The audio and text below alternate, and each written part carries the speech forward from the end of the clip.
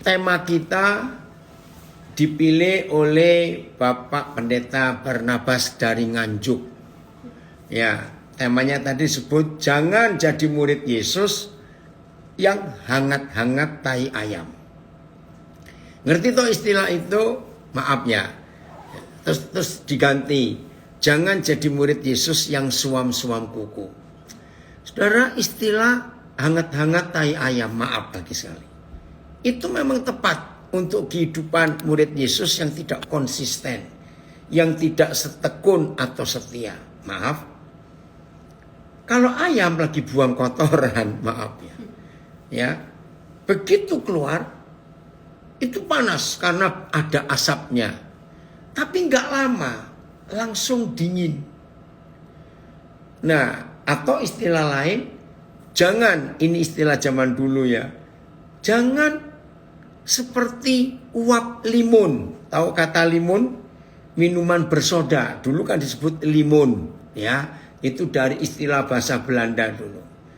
Kalau kita buka minuman bersoda, baik yang dalam botol maupun yang di kaleng, ya, jangan dicoba ya, jangan dicoba. Kalau kita kocak, terus kita buka, saudara mengalami apa? Melihat apa? Jos, langsung begitu. Tapi cuma berapa detik, josnya itu langsung reda jadi air kembali.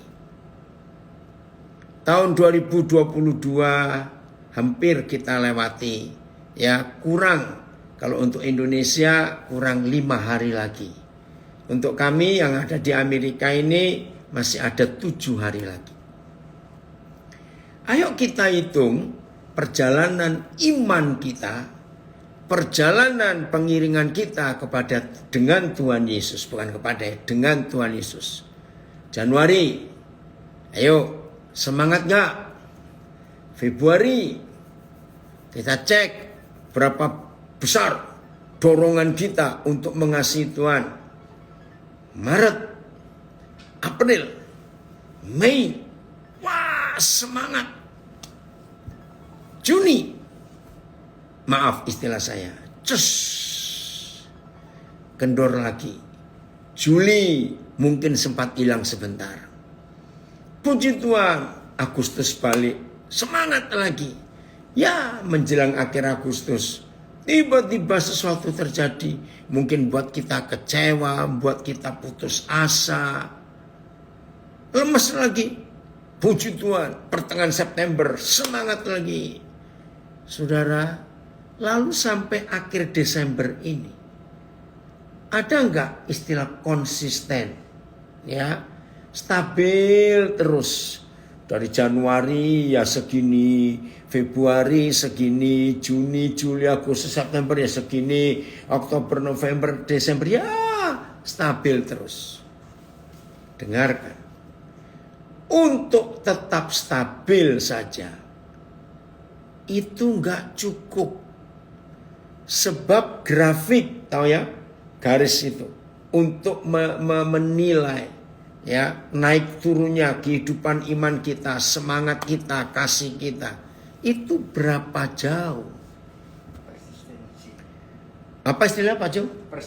Persistensinya ya, stabil saja nggak boleh ya. Jangan bangga, oh dari Januari lalu sampai Desember ini saya stabil kok ya, nggak naiknya cepat juga nggak turun ya, stabil, datar saja grafiknya. Nggak boleh. Harus ada peningkatan dari waktu ke waktu. Nah, ini yang perlu kita tanyakan. Coba kita hitung sepanjang tahun ini. Ya, sepanjang tahun ini kita hitung. 5 hal saja. Nggak usah banyak-banyak, 5 hal saja. 1, kasih kita kepada Tuhan. Itu ngeceknya nomor 1. Kasih kita kepada Tuhan. Itu sesemangat datar atau grafiknya naik terus. Saya memberikan contoh ini, tapi jangan ada yang tersinggung. Bulan Piala Dunia itu November ya? Oh, Desember. Desember ya Piala Dunia. Desember awal ya. Oke, saudara lihat? Oh, November akhir ya. Pokoknya Piala Dunia yang baru selesai ini. Ya, saya sih enggak pernah ngikutin nonton, apalagi live-nya, enggak yang pertandingan langsungnya. Saya cuma ngikuti ya karena anak-anak saya banyak yang ribut soal Piala Dunia itu juga. Pertanyaan saya, semangat gak orang-orangnya yang apa namanya, yang suka bola? Wih, semangatnya luar biasa, saudara.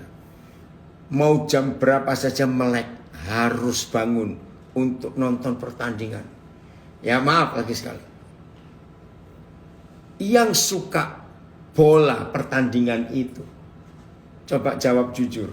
Saya nggak tahu anak-anak saya warga binaan dapat kesempatan nonton bareng nggak di dalam tempat masing-masing.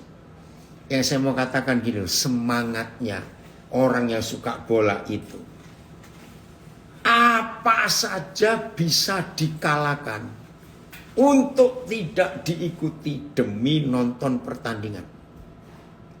Apalagi ketika masuk semifinal.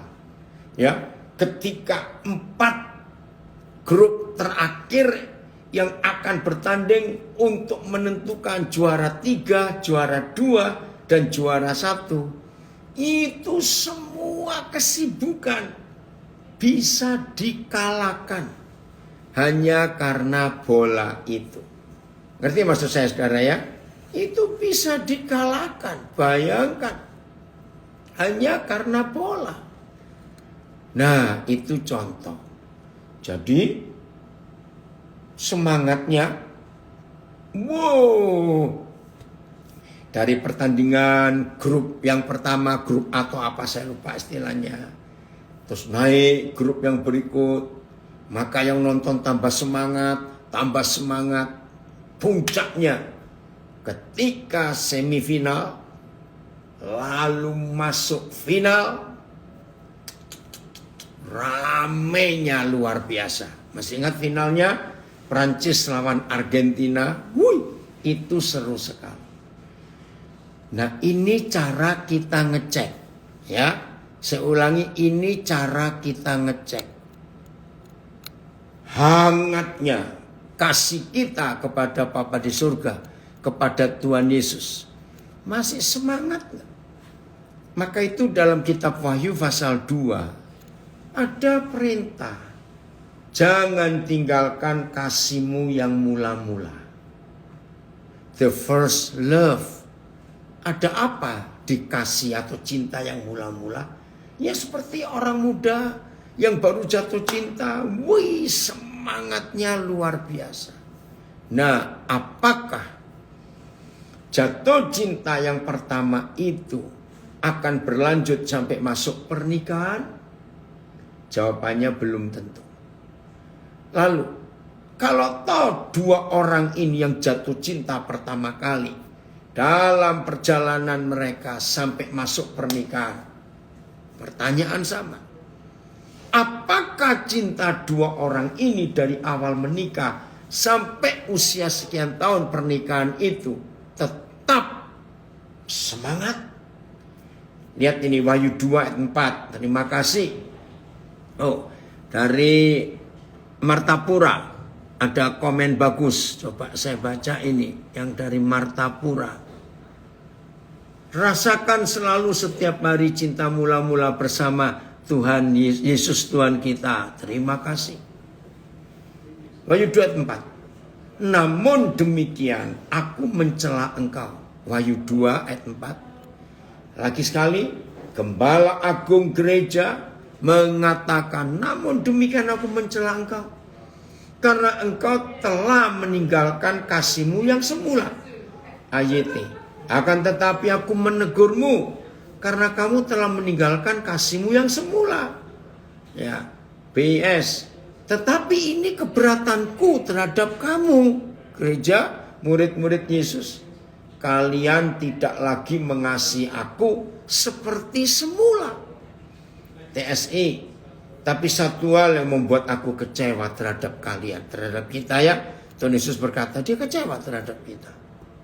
Kalian tidak lagi mengasihi aku dan saudara-saudari seimanmu seperti pada waktu kalian baru percaya kepadaku.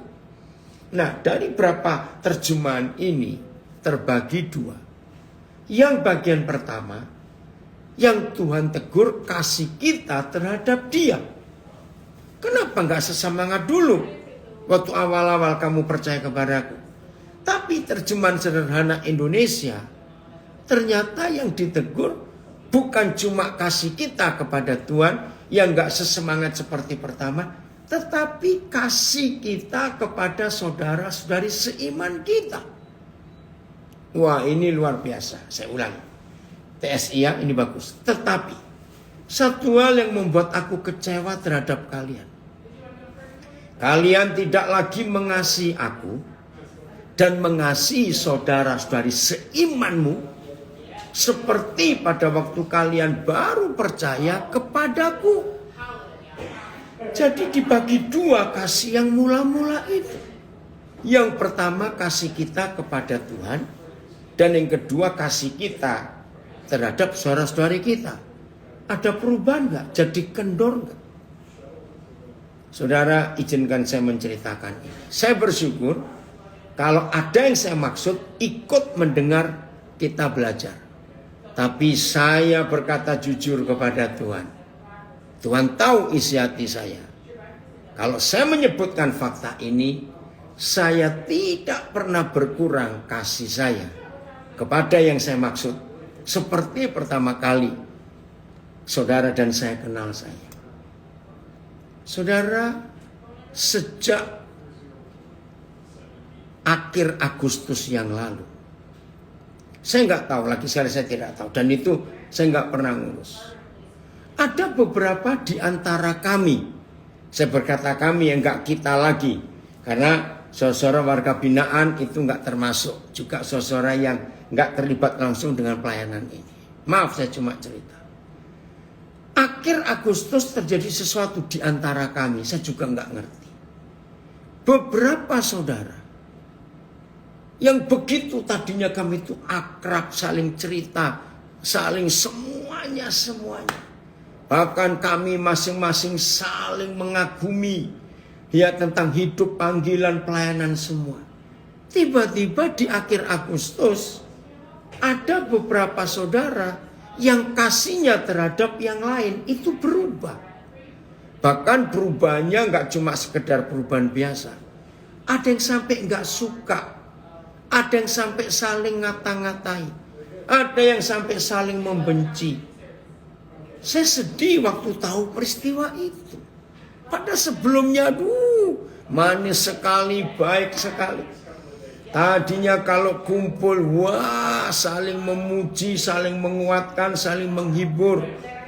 Tapi sejak akhir Agustus, ternyata yang tadinya saling memuji, hebat kamunya hebat, bisa saling gigit, saling menjelekkan, saling buat gosip, saling nambah-nambahkan cerita. Saya sampai heran. Nah, betul ini. Ada komen bagus. Ya, saya baca. Wow, baru tahu saya. Kasih mula-mula bukan hanya untuk Tuhan, tapi juga untuk saudara-saudara seiman. Berlaku juga untuk suami istri. Oh, wajib kalau suami istri. Tahun ini kami mensyukuri 30 tahun usia pernikahan kami. Dan itu harus kita jaga. Suami istri harus kita jaga. Karena kalau kita tidak menjaga rasa cinta suami istri seperti semula kita jatuh cinta, pasti akan ada penyelewengan atau perselingkuhan. Itu wajar. Maka itu 5 hal yang kita harus cek. Jangan kita menjadi murid Yesus hangat-hangat tai ayam atau suam-suam kuku, semangat seperti limun, minuman bersoda. Begitu kita buka tutup botolnya, kita buka kalengnya, jus, cuma berapa detik langsung hilang. Nomor 1, cek kasih kita kepada Tuhan. Nomor 2 yang jadi barometer hidup kita yang kita cek adalah ketaatan kita kepada Bapa di surga. Taat atau tidak? Yang ngikuti Zoom atau Instagram, Facebook saya sebentar. Kemarin atau kemarin dulu ini. Kemarin pagi ya di Indonesia, yang di NWC jam berapa itu kita? Jam 6 pagi kemarin ya. Jadi 25 pagi waktu Indonesia WIB. Di satu gereja kami diundang tentang Natal. Nah, di situ Tuhan ingatkan, Natal tanpa ketaatan Maria nggak ada Natal. Karena kalau Maria nggak taat, Yesus nggak lahir. Kedua, ketaatan Yusuf untuk mau menerima tunangannya yang dia nggak ngapa-ngapain kok hamil. Masih ingat? Yang ketiga, ketaatan orang Majus. Mereka kan kagum dengan bintang yang belum pernah mereka melihat seumur hidup, bintang sehebat itu. Dan dari bintang itu mereka belajar, ini ada raja besar ini lahir. Nah, zaman itu yang berkuasa Herodes. Maka datanglah mereka dari Irak bagian utara naik unta menuju ke Yerusalem, karena itu istana Herodes. Herodes kaget, hah? Ada raja baru, itu sainganku nanti. Maka dengan pura-pura Herodes berkata, kalau itu tolong cari ya, di mana raja baru lahir itu? Beritahukan Kak aku setelah itu. Nanti aku akan datang menyembah dia juga. Tapi ini jahat. Nah, sampailah mereka ke Bethlehem bertemu dengan Yesus. Ya, bukan bayi loh, karena sudah berapa tahun itu perjalanan. Ya, sudah usia bukan bayi lagi. Tuhan Alkitab menulis, ketika mereka diingatkan dalam mimpi untuk jangan balik lagi ke Herodes, harus cari jalan baru, jalan lain, maka mereka nurut. Bayangkan, kalau orang-orang Majus itu tidak taat pada mimpinya, lalu sengaja melewati jalan yang sama, maka Herodes akan menangkap Yesus dan membunuhnya, karena dia cemburu dan iri hati. Yang keempat, ketaatan Sadrak, Mesak, Abednego. Ketika diberhadapan pada satu dari dua pilihan, menyembah patungku, kata Nebukadnezar, atau kamu dibakar hidup-hidup dengan 7 kali panas yang semula, panas yang normal. Maka mereka bertiga berkata, perlu raja tahu, seandainya yang kami sembah tidak membebaskan kami dari perapian ini, maka kami tetap tidak akan menyembah patung tuanku itu. Nah, kedua dari 5 hal yang kita cek, jangan sampai tahun ini kita lewati hangat-hangat tai ayam atau suam-suam kuku. Ketaatan kita kepada Bapa 12 bulan ini, bagaimana ketaatan kita? Yang ketiga, bagaimana murah hatinya kita? Ya, sepanjang tahun ini murah hati kita bagaimana? Saudara, menjadi murah hati nggak perlu tunggu kaya. Betul, nggak usah. Justru dalam fakta hidup, orang yang hidupnya pas-pasan, kalau nggak dikatakan miskin, itu ternyata lebih mudah untuk memberi daripada orang yang duitnya banyak. Loh, kenapa? Ini rahasianya. Ya, menyembah itu sama dengan tunduk, menghormati, taat. Ya. Saudara, kenapa sih orang yang hidupnya pas-pasan miskin itu kok lebih taat memberi ya daripada yang kaya? Jawabannya gampang. Gini, coba jujur. Orang kaya atau orang miskin yang dapat duitnya gampang? Ternyata banyak yang salah jawab. Saya ulangi. Orang kaya atau orang miskin yang dapat duitnya gampang? Ayo tolong jawab. Yang di Zoom, Instagram, Facebook silakan nulis, nanti saya baca. Ayo, orang kaya atau orang miskin yang cara dapat duitnya gampang. Orang miskin, betul. Mana lagi? Ayo. Oke. Ada yang komen dari Surabaya. Thank you buat pengajarannya tentang Natal adalah ketaatan. Membongkar dan menambah pemahaman yang selama ini keliru atau belum tahu. Oh, ada yang jawab di Facebook saya, orang kaya. Ada 2 jawaban orang kaya. Ya. Oke. Saya lihat yang di Zoom. Ada apalagi jawabannya. Ya cuma ada 1 di antara dosis kalau nggak kaya miskin. Miskin. Wih, maksudnya apa ini? Pendeta. Kenapa pendeta? Jadi pendeta yang bagaimana ini? Nggak jelas ditanya antara orang kaya orang miskin kok jawabannya pendeta ini Pak Pendeta 1 ini dari Palembang. Ya, yang di Zoom jawabannya semua orang miskin.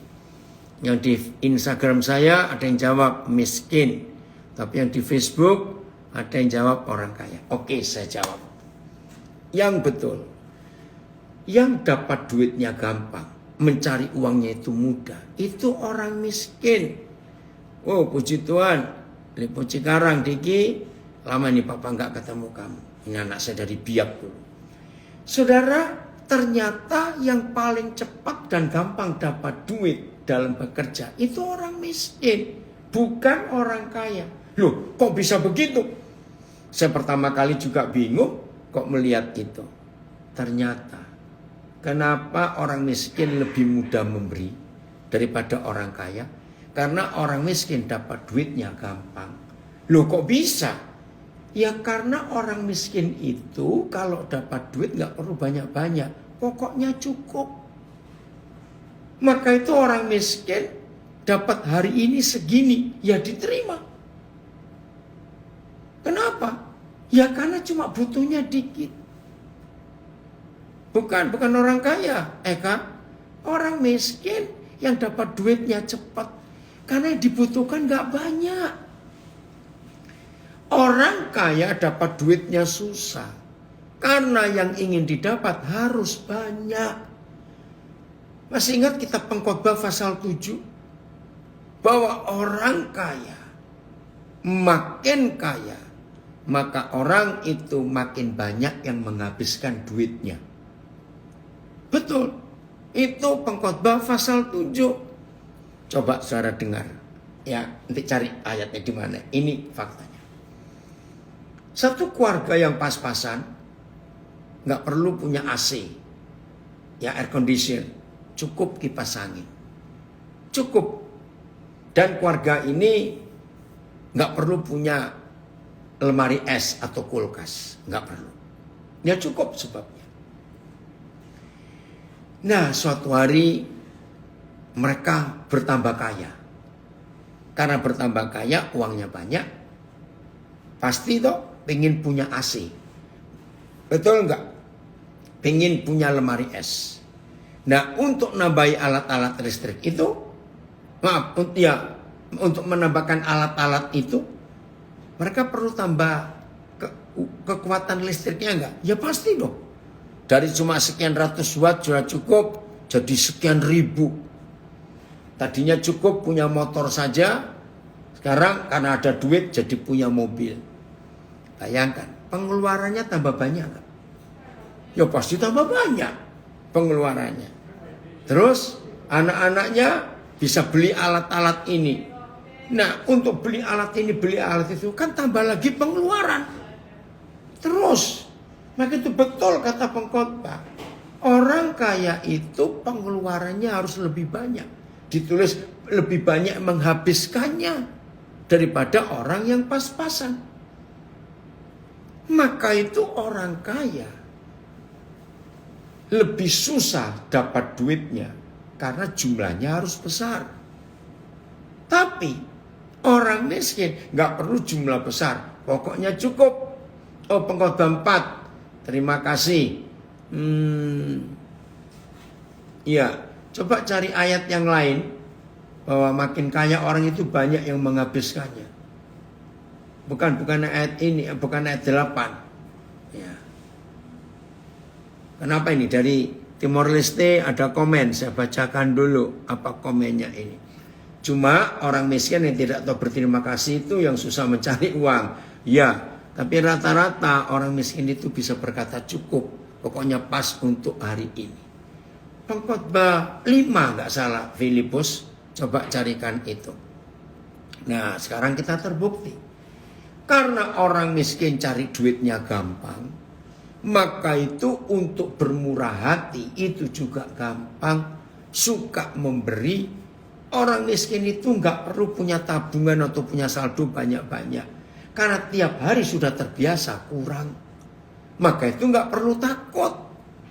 Tapi orang kaya begitu susah dapatnya duit, maka untuk mengeluarkan pun jadi susah. Karena mikir terus. Nah ini dia. Pengkhotbah 5 ayat 11. Dengan bertambahnya harta, bertambah pula orang-orang yang menghabiskannya. Lucu ya. Dan apakah keuntungan pemiliknya selain daripada melihatnya, cuma ngeliatin, nih keluar lagi duitku, aduh keluar lagi, aduh untuk biaya ini, aduh untuk biaya itu. Ya, ketika kebaikan bertambah, bertambah juga orang yang menghabiskannya.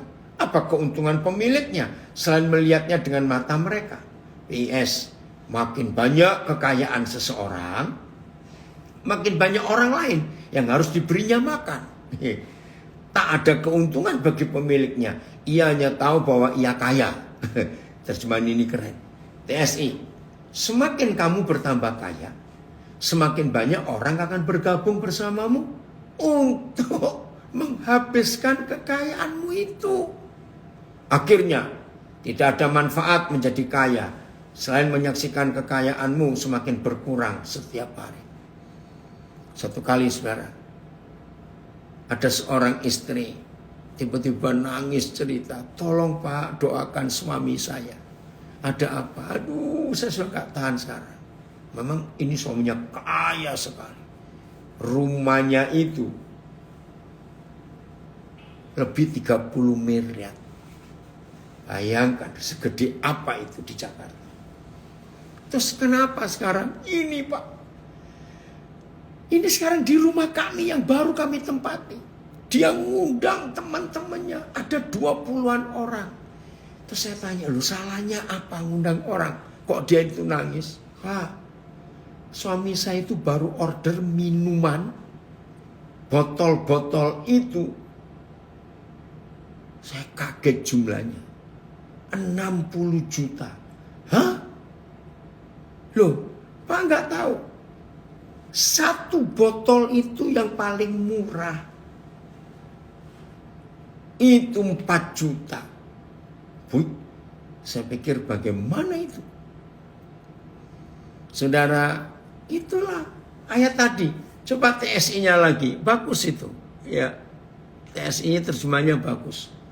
Oh, bahasa apa BM ini? Pekerja mungkin cukup makan atau mungkin tidak. Tetapi setidak-tidaknya mereka dapat tidur nyenyak. Sebaliknya orang kaya mempunyai begitu banyak harta sehingga mereka tak dapat tidur karena risau. Oke. Kalau tetangga sebelah tahu kalau kaya istrinya nambah, yang punya banyak istri, maaf. Ya jangan iri hati begitu ya. TSI-nya. Semakin kamu bertambah kaya, semakin banyak orang akan bergabung bersamamu untuk ikut menghabiskan kekayaanmu itu. Akhirnya tidak ada manfaat menjadi kaya selain menyaksikan kekayaanmu semakin berkurang setiap hari. Hebatnya terjemahan ini. Maka itu saudara, hiduplah gak bisa berkata cukup. Ya, ini nomor 3. Cek, apakah sikap murah hati kita dari Januari 2022 sampai Desember ini meningkat atau berkurang atau datar saja, stabil. Cek. Jadi yang pertama tadi kasih kita, kedua ketaatan kita, ketiga bagaimana sikap hati kita untuk memberi ya kasih kepada sesama kita. Nomor 5. keintiman kita dengan Bapa di surga, dengan Tuhan Yesus, dengan Roh Kudus, keintiman kita. Seminggu sebelum Natal, ada salah seorang anak kami, tiba-tiba badannya kuning semua. Wih, kaget. Diperiksa liver, ternyata bukan. Akhirnya ketahuan empedunya ada batu. Ya dioperasi. Keluar batu-batu besar. Wih, tajam-tajam, ngeri juga. Waktu dia kirim, tunjukkan foto batu itu. Puji Tuhan, operasi berhasil. Loh, kok kuningnya nggak hilang? Dokter meriksa. Oh, katanya ada penyumbatan di salah satu saluran empedunya itu. Dokter di Indonesia nggak bisa, terus mereka disarankan coba ke rumah sakit Pinang di Malaysia. Berangkatlah mereka ke sana. Saudara, 2 hari di sana. Yang namanya dokter cuma ngomong, dan apa yang disampaikan dokter di forward ke saya. Kak, saya juga kaget. Kalau melihat model penyumbatan ini, kemungkinan 90% ini kanker. Wah, mendengar kata kanker siapa yang gak syok? Saudara, itu sore hari berita itu disampaikan. Karena bilirubinnya tinggi sekali. Sampai 600-an. Dan itu bahaya. Saudara, dalam kondisi seperti itu, saya juga sebagai papa rohaninya ikut kaget. Anaknya masih kecil-kecil. Mendengar kata kanker. Tapi luar biasa mereka suami istri ini membuat kesepakatan sore itu juga. Mereka hebat. Keputusannya begini. Ayo kita berdua makin mendekatkan diri ke Bapa di surga. Nah, selama itu saya ngikuti betul perkembangan keluarga ini. Istrinya jauh lebih dekat dengan Tuhan. Suaminya bukan gak setia, setia juga. Tapi gak sehebat istrinya. Nah, saya masih simpan doanya istrinya itu. Papa, dia panggil Tuhan juga Papa. Tolong, jangan cuma kepada saya Bapak bicara. Tolong, ajari suami saya juga bisa mengerti. Saudara, sore itu sampai malam, pertama kali istrinya melihat suaminya ini bisa menangis, berdoa lama. Sampai istri sudah amin. Dia masih berdoa. Dan sesenggukan berdoa itu untuk istrinya. Ya syok juga. Saudara, luar biasa. Setelah sekian jam suaminya selesai. Maka suaminya ngomong, aku baru tahu loh. Yang selama ini kalau kamu cerita, bagaimana kalau doa, Tuhan itu Papa, kamu bisa merasa dipeluk, kamu bisa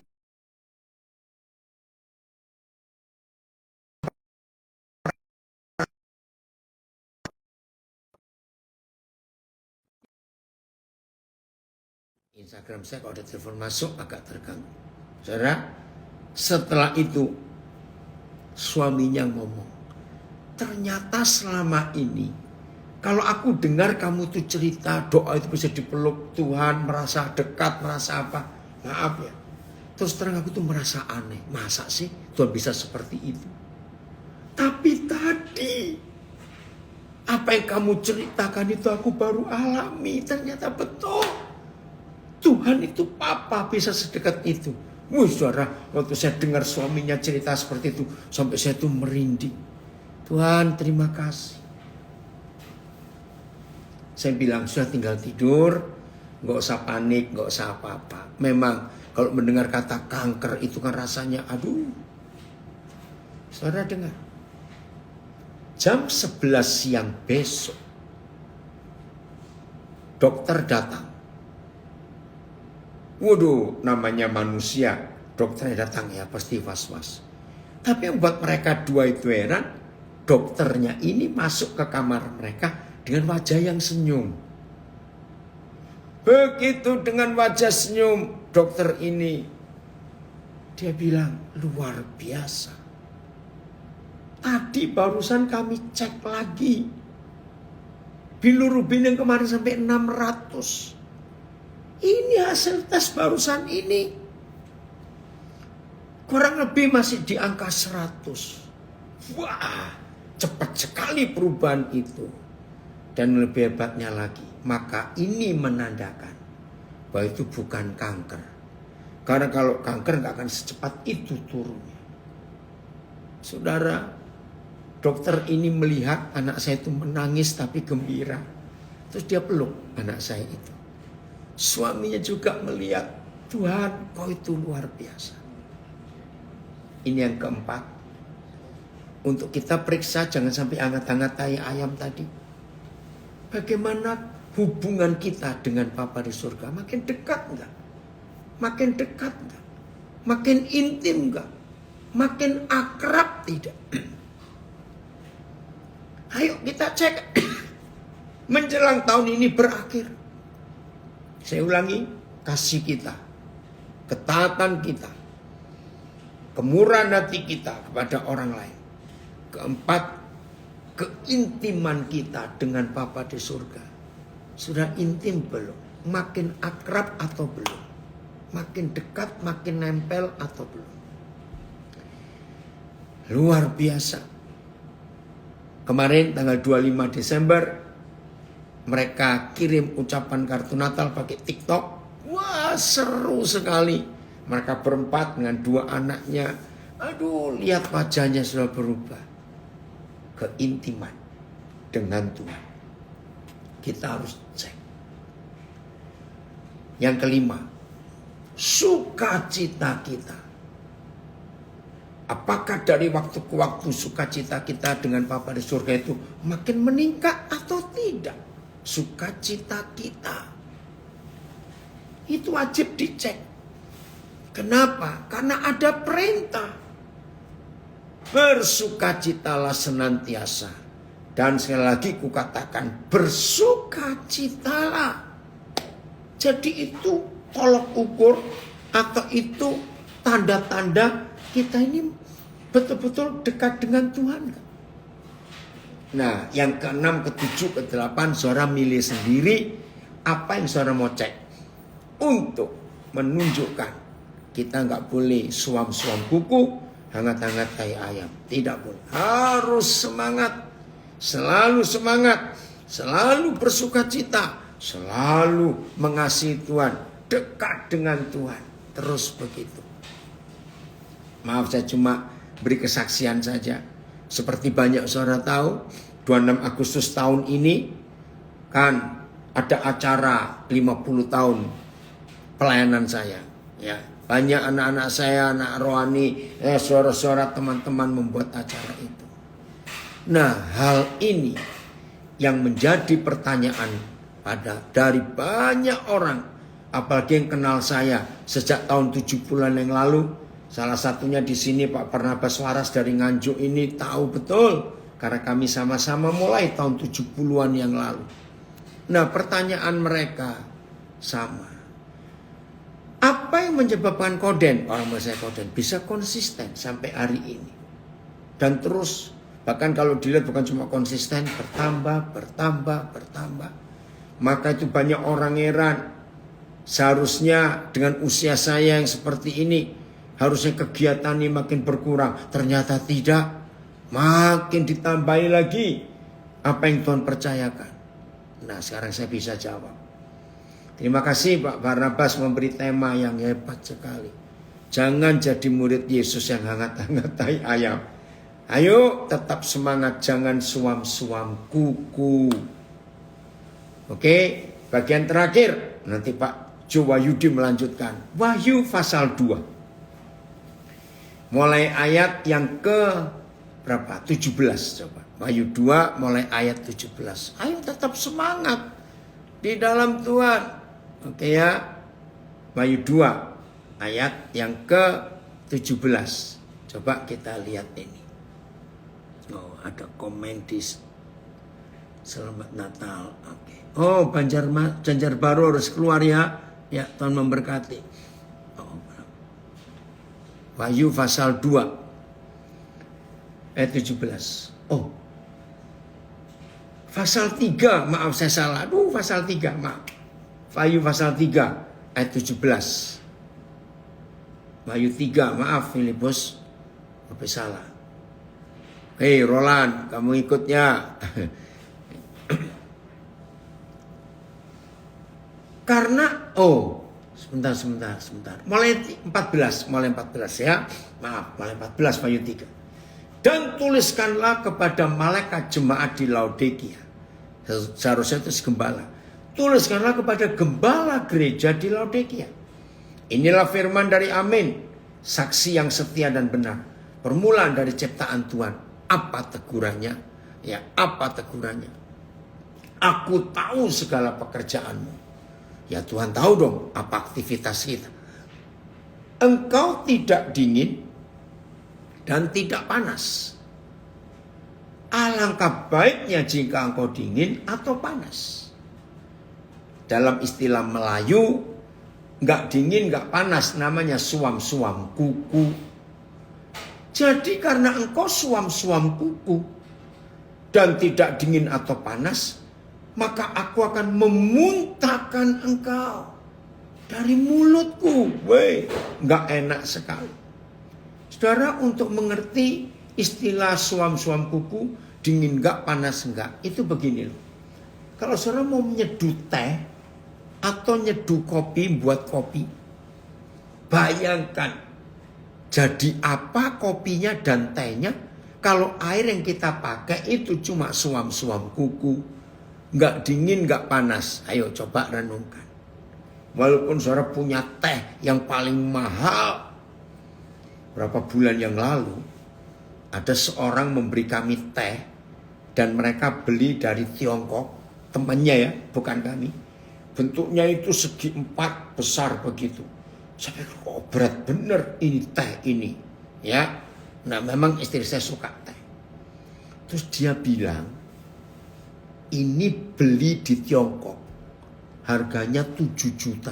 Wih, saya bilang teh apa itu harga 7 juta? Ya katanya begini begitu, kami nggak tahu lah. Nah, saudara punya kopi mahal, entah kopi dari mana misalnya. Tapi kalau dipakai air dipakai untuk nyeduh kopi atau teh yang mahal-mahal itu, airnya suam-suam kuku. Coba renungkan. Ada rasa teh, rasa kopi enggak? Enggak ada. Nah Tuhan enggak mau kasih kita, ketaatan kita, hati berbagi kita, keintiman kita dengan Tuhan, sukacita kita itu suam-suam kuku. Dia enggak suka. Tuhan mau, sudah sekalian. Dingin ya dingin dah. Kalau panas-panas lah. Jangan di tengah-tengah. Tuhan pun gak suka seperti itu. Artinya, Tuhan pun gak bisa menikmati hidup kita. Kasih kita. Wah ini. Mantan pramugari Garuda. Gak enak sekali teh suam-suam kuku itu. Betul, Steny.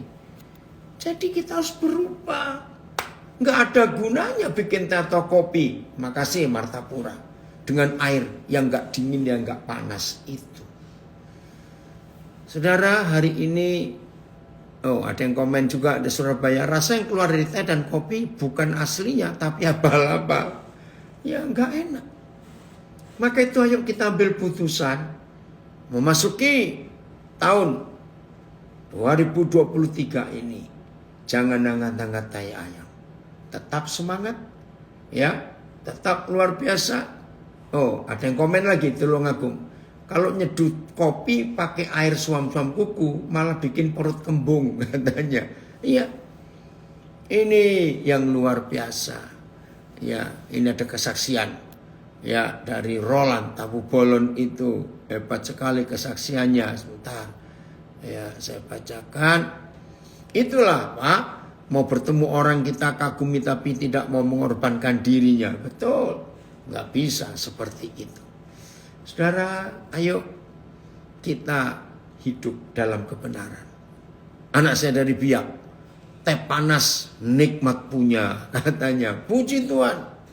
Jadi saudara, ayo kita tinggalkan tahun ini. Kalau hidup kita grafiknya naik turun enggak jelas, hari ini ambil putusan. Tahun 2023 lebih seru lagi kita.